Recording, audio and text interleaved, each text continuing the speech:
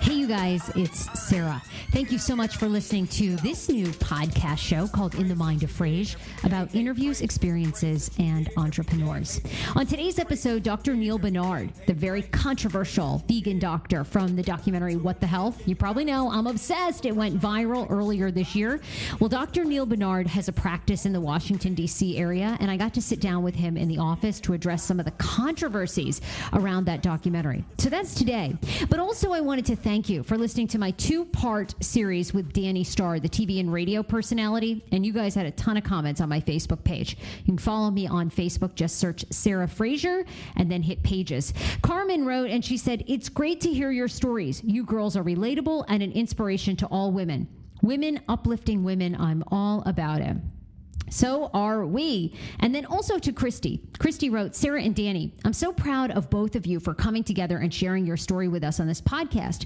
Over the course of my career, I've struggled to overcome the challenges of being a successful woman in a, quote, boys club environment.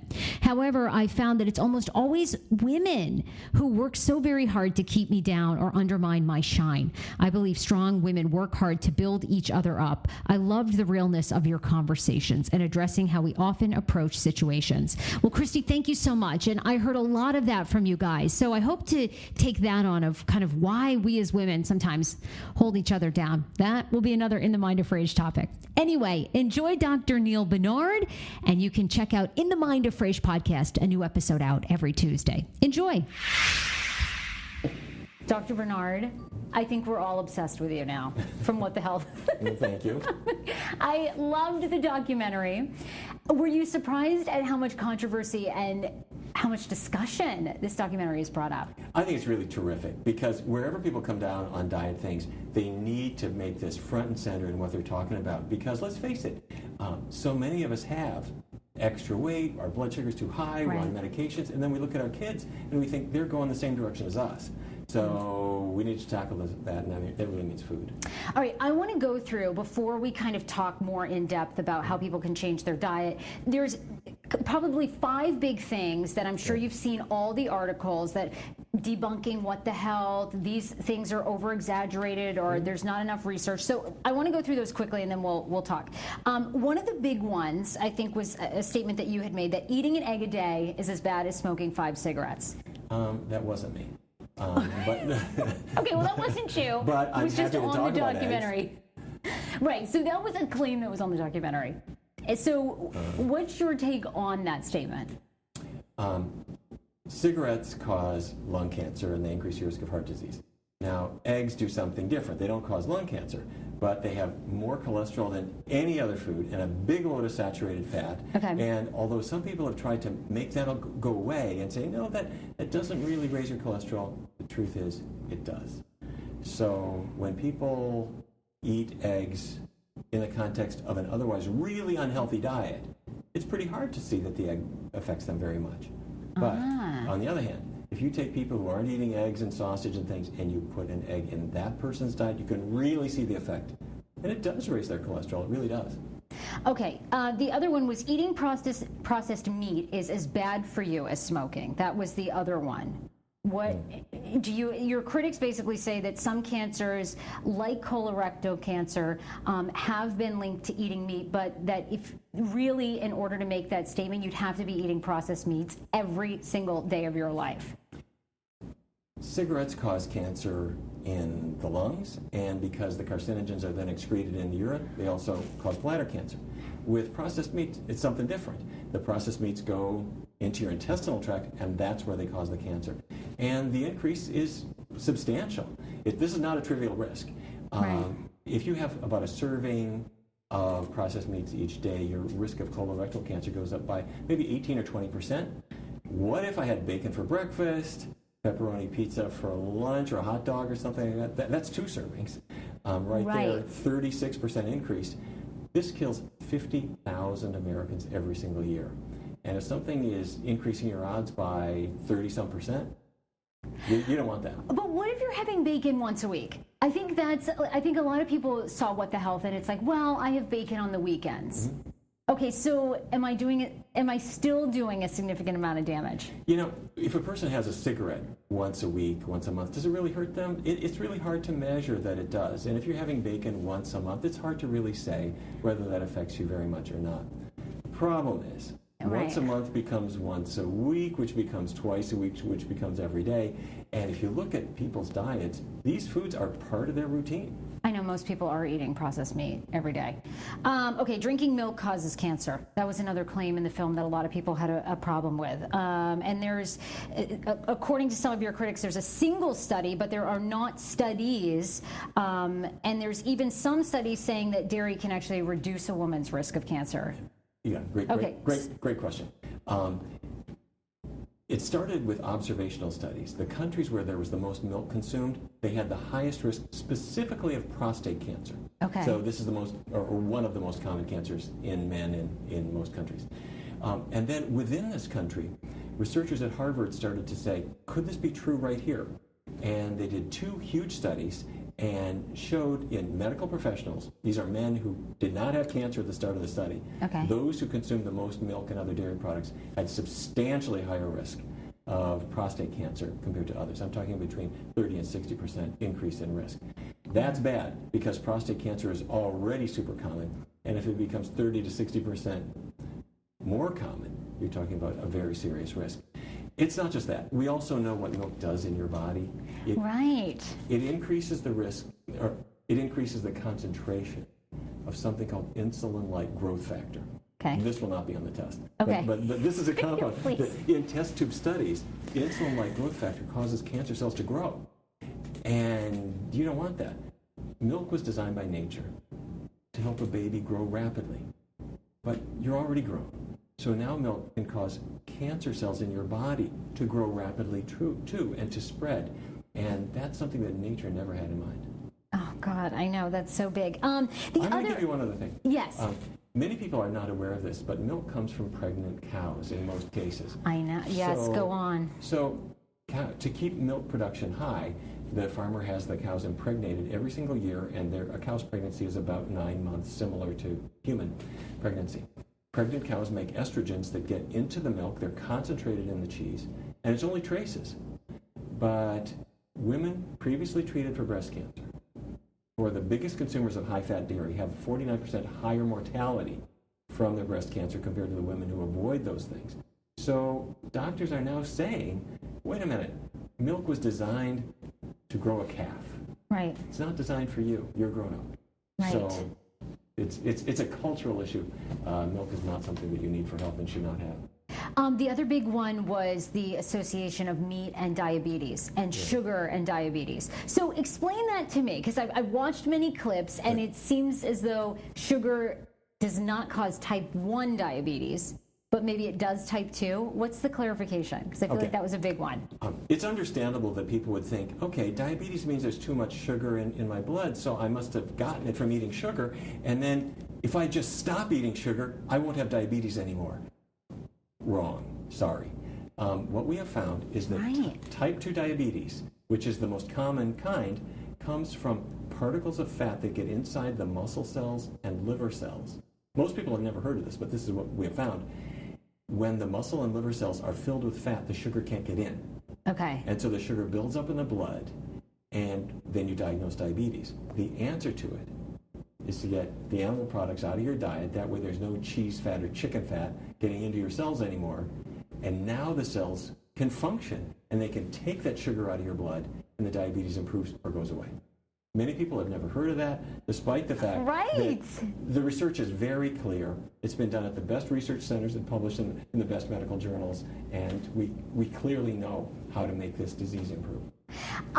So why do you think, I mean, you know, this documentary really brought to light so many of these things, like diabetes and discussing cholesterol, that I guess we had never really seen. And in the film, it talks a lot about the dairy industry, the meat industry, spend a lot of money marketing to us and almost confusing us. Sure do. And so, I mean, your years of seeing that, how hard is it to change your patients' perspectives? The food industry, these are smart people who have a lot of money to spend. Right. And increasingly, they are spending it on research studies to try to prove that their products are safe. And if you do research studies in certain ways, for example, an egg will raise cholesterol compared to not eating an egg, but maybe it won't raise your cholesterol too much compared to eating sausage. So I can make the egg look safe compared to something that really wasn't safe anyway. They do a lot of research studies that can confuse people, and I feel your pain. It's really hard to sort that out. Well, it does, and I think to me, one of the most fascinating parts was it's like there's so much of this kind of trickery in the marketing that Yes. you kind of give up and you go everything in moderation, which is the person that I think I am. But I thought in the documentary it was great because you guys were saying that's not a really good strategy, though, right? So even if you're even eating some of these things in moderation, I'm assuming over time all of it adds up, right? A lot of people have the idea of everything in moderation. Yeah. Everything in moderation, that's advice for healthy things. Okay. So let's say your 7-year-old daughter likes playing the violin. After about 6 hours, you got to say, you also need to eat dinner. You also need to study. Keep it in moderation. Or your child likes nothing but broccoli. That's all I want all day. Wait a minute. Have it in moderation. But moderation doesn't apply to heroin. Or to cocaine, or to foods that are unhealthy for you, or for cigarettes. If your 7-year-old daughter says, wait, I can light up, everything in moderation. No, the answer is no. Moderation in healthy things, not for things that are going to kill you. I had read, I think, how many years have you been a vegan, plant-based? 30 years. And I'd read it was because that you were doing surgeries on people and you saw sort of the health effects of what was happening to people. So what was that? Like, what did you begin to, what clicked for you that you were like, oh my God, these patients are coming in, I'm assuming they've got cancer, they've got, Right. Was that just what you were seeing and knew? In my own life, this actually started in an unusual way. I was working in a hospital in Minneapolis. This is before I went to medical school. I was the autopsy assistant. And we had a person who died in the hospital of a massive heart attack, and the pathologist that I was working with removed the ribs from the chest, and the heart was filled with atherosclerotic plaque. And he was telling me... Which is what? Just like plaque? Is plaque like fat? Is what is... You open up an artery, and you see particles, you see cholesterol in deposits, and it's like concrete. It's hard. Wow. And it narrows the artery. Anyway, at the end of the exam, we wrote up the findings that this person had artery narrowings in the heart, in the carotid arteries going to the brain, the arteries to the legs, all over the body. He put the ribs back in the chest and left the room. And I sewed up the skin and everything, and I then went up to the cafeteria where they were serving ribs for lunch. And I have to tell you, it smelled like a dead body, it looked like a dead body. I just realized, I don't think I'm going to eat this. And as time went on, I don't know if you'd really call that exactly scientific, but I started to associate the diseases I was seeing in the autopsies with what they were serving in the cafeteria. And then as time went on, I started learning that there actually are important connections. I grew up in Fargo, North Dakota, and I come from a long line of cattle ranchers. And so I spent the first half of my life eating really unhealthy food. But you can always make up for lost time. Wow. So, and you talked about this too. I guess we were talking about how like the dairy industry has a lot of disposable income to do these studies. Does the health industry have money? I know you have a research center here, but is it harder for you to do studies that show, okay, hey, wait, these things aren't healthy for you? Like, why haven't we seen more of that? Or is it just not sexy? That the dairy industry makes milk sexy? Yeah. Like, do we need to sex it up, Dr. Barnard? Like, what needs to happen? Because you don't really hear until What the Health and Cowspiracy, like some of these guys are getting this stuff out, you never see it. It's absolutely true. The dairy industry does studies to try to show that dairy is safe for you or has some kind of benefit, and the meat industry is doing the same thing for meat. The egg industry is very active in this.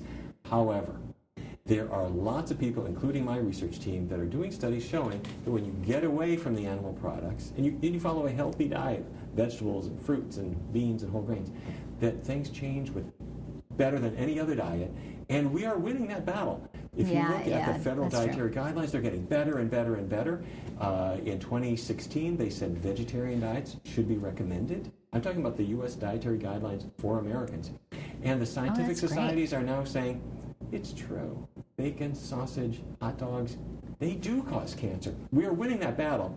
But it's always 3 steps forward, and then industry takes it 2 steps back and fights with us every step of the way. And they know that if people have a little bit of good news about a bad habit, they start saying, well, maybe I can bring these bad foods back. I think I had saw a video too that you were talking about that the American Medical Association is now changing foods in hospitals as well. Yes. Because I did always find that bizarre. I was telling you about my own family history. My mom had breast cancer and she also had a stroke, so she was in. Wow. I know. Sorry. Things are all good though. She keeps going, thank God. But when she was in the hospital, the things that you would eat, we would go get her salads and stuff like that because it was like they wanted to come up the next day after you've had a stroke and feed you pancakes. It was crazy. Like what? So are hospitals getting any better? It was June of this year that the AMA said enough is enough. If you're waking up from your heart attack to a plate of scrambled eggs and bacon and sausage, that you're missing out on the teachable moment. At that point, the patient is ready to make a change. So you need to bring in healthy foods and help the patient through whatever resistance they have to eating healthy foods and start them on a better path. The AMA said stop that. Hospitals need to do 2 things. Have plant-based meals in there. And also get rid of all the processed meats. That means hot dogs, bacon, sausage, ham. Get rid of it. And also take that soda machine, put it on the loading dock, get rid of it. Right. And hospitals are starting to do this. There was no medical reason for having those foods there. It's just a question of banning them in the same way as a generation ago they banned smoking. I know. But do you think that we're going to see that, though, pretty soon? Like I have no doubt about it. Sodas and... I'm going to confess something to you. Oh, good. Back in the early 1980s, I was a resident at the George Washington University Hospital, and I walked into our gift shop, and I bought cigarettes. I opened the pack, and I smoked them. On the way to the doctor's lounge, and my head of surgery was smoking too. Probably while doing surgery, right? Luckily not while doing surgery. No, we weren't stupid. We knew it caused cancer, but we knew we had to stop at some point. And at some point, the time to stop is now. And we did, and we banned smoking for the whole hospital. We threw cigarettes out of the gift shop, and we were right. That's where we are now with food. We have to make that very same decision. The time is now. Yes, we all grew up with unhealthy things, meats and cheeses and so forth. That was part of our culture, but we know better now. And it's not just our own health that we're playing for, it's our kids' health. And if our kids grow up with the same habits we had, then just like 2/3 of adults are overweight now, 1/3 has diabetes or prediabetes now. Right. That's what we're giving to our kids. We can do better, and they can do better. Also, I was going to ask you, and then I have a couple more questions for people making the transition, because lots of our viewers, lots of my listeners have watched the documentary. They're now reading your material, so they're ready to make the change, but they have questions. The other big video that's out there is from this Dr. Z Mad Dog, who basically goes through the film and tries to debunk everything you guys say. And I've heard that he wants to debate you and the other doctor in the film, Mark Garth, I think is his name. Are you entertaining this at all? No. Okay. There is so much confusion out there. There's really no reason to further it. That said, I'm more than happy to talk about the scientific evidence. And whenever we do research studies here, our findings are peer-reviewed. They're published in journals where we do get asked all the hard questions, and we have to be able to answer them. So yes, there are internet trolls, and a few of them even have medical degrees, and we kind of live with that noise, unfortunately. Yeah, Dr. Garth Davis, that's his correct name, and he's come out and been very active on social media, being like, look, because, I mean, have you been getting emails? And this is a very hot topic. I mean, people are very polarized, like, this is propaganda, you're promoting a diet. Well, people should promote a diet. And a generation ago, flip back, in the 30s and 40s and 50s, it was quite defensible to not have a position on cigarettes because we didn't have the research. But by the 1960s or 70s, if you didn't have a clear-cut bias that cigarettes were bad, you just weren't paying attention. Today, if a person doesn't realize that a plant-based diet is healthier than every other way to go, that's a person who just hasn't had access to evidence. Right. And there's a lot of noise and a lot of confusion out there, but we are doing our best to try to clear that up because what's our alternative? Our alternative is to continue to have people who are not in the health that they want to be who are paying a huge amount of money for medications and treatments, and their lives are cut short, and most of all, their families are hurt by that too. Oh, I know. You're not It's going to live forever. devastating. You're not going to live forever. But let's use foods to help you live well as long as you can to live the longest, healthiest life that you possibly can have for yourself and for your family. Okay, I am starting to be plant-based. It's a challenge. So a lot of our viewers have said, okay, I really miss things like cheese, meat. Sure. How do you get started, I guess? Because I think you see a documentary like this, you're very excited, you're very fired up, but then it becomes overwhelming. Yep. It's like I'm cleaning out my pantry, Yes. I'm ditching everything in the fridge. Okay, Right. oh Lord, what am I going to eat? How do you start to stay on it? Very easy. Here's how we do it. I've never seen anyone unable to do this. Step one. First of all, you have to understand why we're doing this. So if a person doesn't realize that fatty foods there's 9 calories in every gram of fat, and that's why I'm having trouble losing weight, they have to learn a little bit about it, about how nutrition affects them. And that's why we have books and websites and this movie. Okay, once you're ready to start, though, the next step is take a week, 7 days. Okay. And during that time, don't take anything out of your diet. Don't quit anything, but experiment with vegan foods, plant-based foods. Okay, breakfast.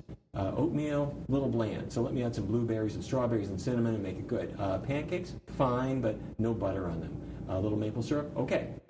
Instead of the meat chili, I'll have the bean chili. So for 7 days, I'm just trying out my options. I'm going to the taco restaurant. Oh, can't have the meat taco, but bean burrito? Yeah, hold the cheese. So 7 days, try out my new options. Now, once you've got those options, take 3 weeks, 21 days, make it all vegan all the time. But that's easy because you already figured out the foods that you like. At the end of 21 days, you discover 2 things. You are physically healthier. You're losing weight. If you've got diabetes, your blood sugar is going down. Your energy's better. Your digestion has finally sorted itself out. Your skin looks better. But the other thing is your tastes are changing.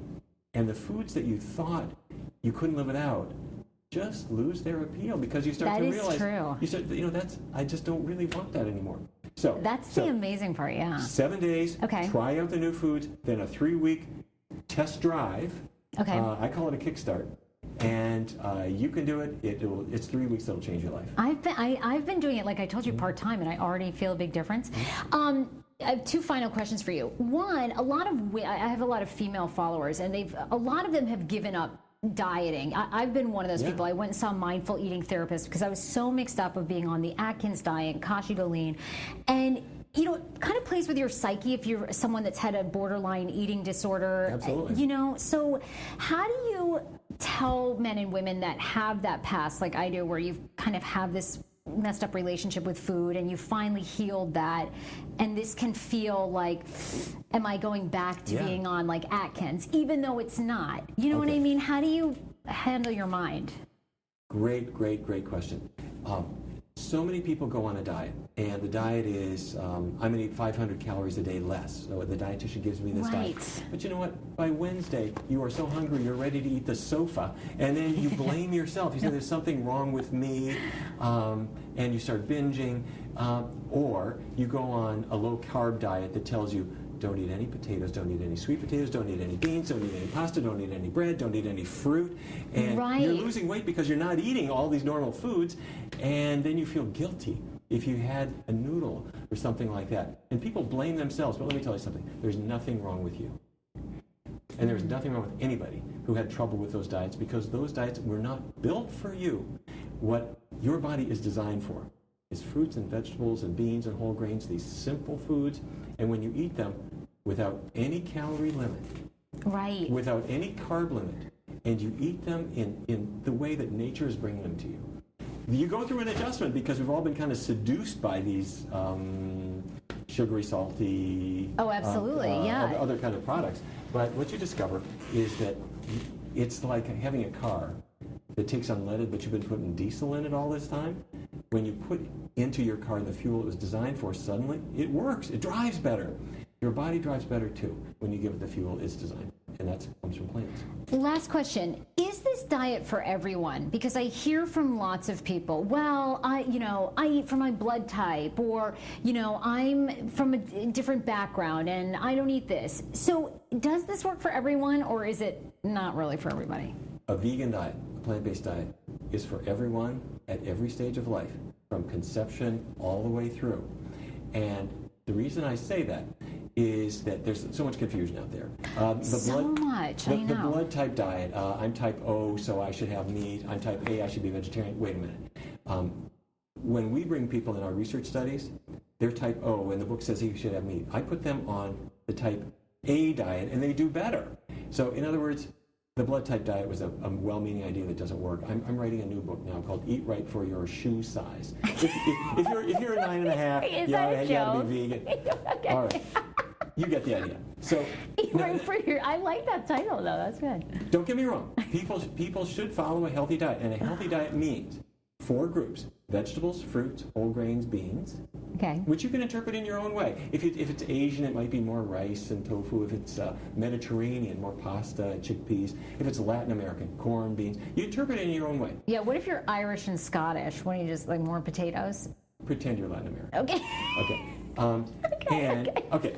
Vegetables, fruits, whole grains, beans, and there's 2 supplements I want you to think about. Oh, okay, yeah, that was another big question people had. Very easy. Vitamin B12. B12, okay. B12 you need it for healthy nerves, healthy blood. It's not made by animals or plants. It's made by bacteria. And we can talk about why you need it, but the bottom line is you should take B12. Okay. The second one is a little more optional. That's vitamin D. It normally comes from sunlight on your skin. Mm-hmm. So when our species was all in Northeast Africa, we got lots of sun, and we didn't need a vitamin D supplement. We had the bad judgment to move to places like Washington, D.C., New Jersey, Toronto, Winnipeg, and where there's not so much sun, right? And you need a vitamin D supplement. So that's it. 4 food groups: vegetables, fruits, whole grains, beans. Take a B12 supplement. And if you're not getting sun, take vitamin D. That's the whole deal. Okay, you are sort of our true north, you know. Where's a website we can find you? Where's someplace when you are getting confused and overwhelmed by all these studies and the meat business, and where's somewhere you can go to kind of come back to the simplicity of what you're saying? Well, you can always watch What the Health again and take notes. Just keep watching, okay. Yes. However, our website is pcrm.org. That's Physicians Committee for Responsible Medicine. Okay. pcrm.org. And one other thing, every calendar month we have a free program that starts fresh. It's called the 21-Day Vegan Kickstart. And it starts August 1st, September 1st, October 1st, November 1st. It's in English, Spanish, Mandarin, Japanese, and one for people from India with Indian ingredients. And we've had between 500,000 and 600,000 people already use this. Wow. It's free, no commercial sponsorship. We're not selling any food product. And it's a really cool thing. That's amazing. And also, I had read, I know you didn't want to talk about your age, but you look so amazing. I read that you're 64, but you look seriously 50. And, you know, you have an online fan base. People think you're really hot. So really? You're What's like that a about? sex symbol. You're like a sex symbol, and you look so good. Well, that's very nice. You know, when Paul McCartney was young, he wrote, "When I'm 64, you know, it's like life is over." Yeah. But I figure if I live to be 128, I'm only middle-aged now. You look so good. No Botox, any fillers for you? You look great. Botox. No, certainly is that not. part of my plant-based, or should I avoid that? I suppose you can have that if you want it. We're not against all that stuff. But okay. Let's use the food to keep us as young as we can be. Thank you so much, Dr. Neal Barnard. You're amazing. We're so inspired. You. Thanks. Sure. That was so great. Thanks, guys, so much for listening to In the Mind of Frage. New episode coming out next week. In the meantime, I hope that you'll subscribe to my podcast on iTunes. Just search Hey Frage, and would you leave a review? Hit 5 stars. Let me know what you like about the show. Thank you, guys. We'll see you next week. Every day, hey Frage. What's the phrase that you hear every day? Hey Frage. What's the phrase that you hear every day? Hey Frage. What's the phrase that you hear?